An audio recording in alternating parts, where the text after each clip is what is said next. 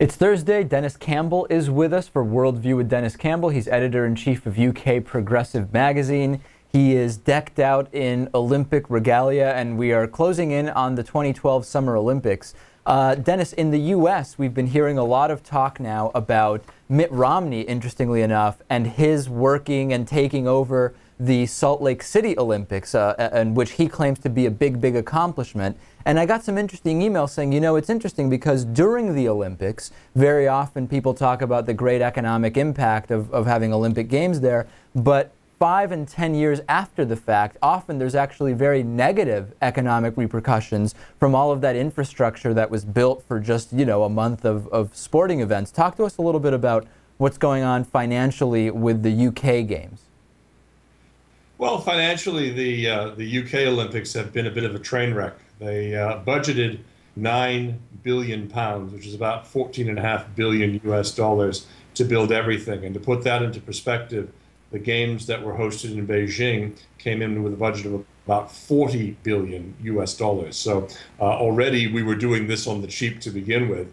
They also have, I took a tour of the facility, I would say probably about 3 months ago, just at the point they were about to hand the stadium over to the Olympic authorities. They have a building committee that's been focused on all of the venues, and there are a number of purpose-built venues all across Olympic Park. You have the velodrome, which is really quite spectacular, the swim venue, the brand new stadium.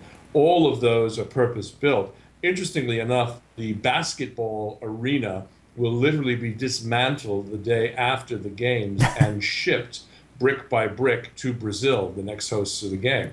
Now, with the $9 billion that was budgeted, they're now something where about 12 billion pounds, which is closer to 16 billion pounds. So they're significantly over budget for what was expected at a time when we're seeing cutbacks. They just announced today that 3 heart specialist hospitals are about to be closed on the national health side.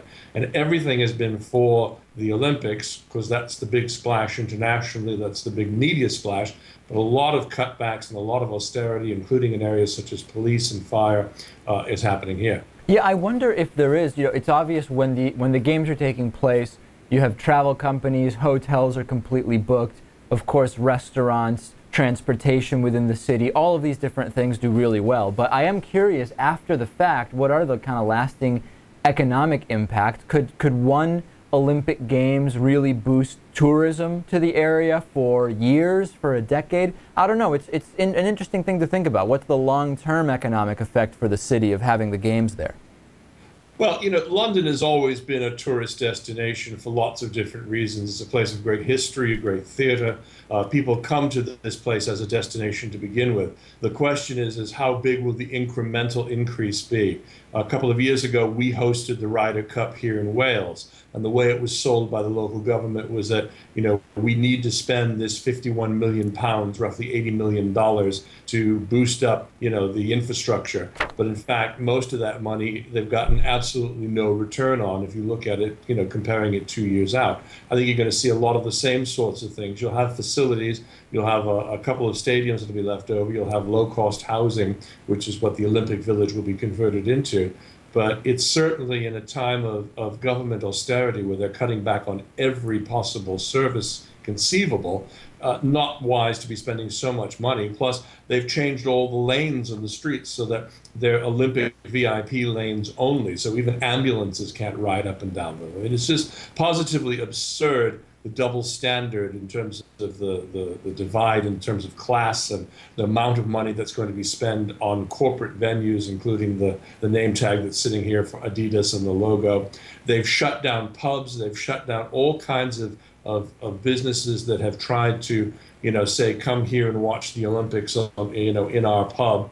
The intellectual property police are out in enormous force. And you have to ask yourself, okay, so what's the real benefit going to be to the local community, the local establishments? Because people will come and that don't have tickets to the events.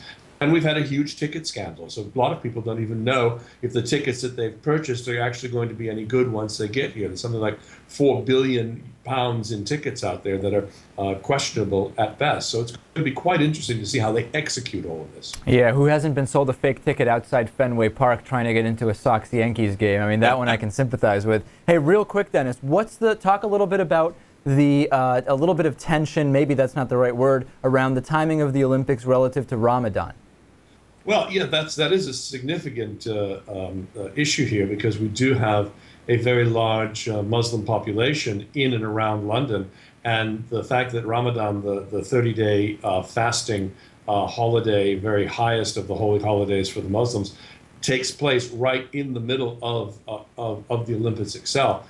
They're saying that this was a rather insensitive bit of scheduling. Of course, it was done years in advance, but why somebody could not also take a look at the calendar to say, this is going to be a potential issue. We've got the Tour de France, which will run during the first week of it will conclude during the first week of it. We've just finished the European Cup, and so there's a lot of pressure on people to really sort of put everything aside and just focus on Olympics at a time when people are really going to be focusing on other issues as well.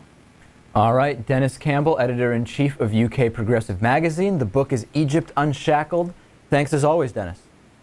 Thank you.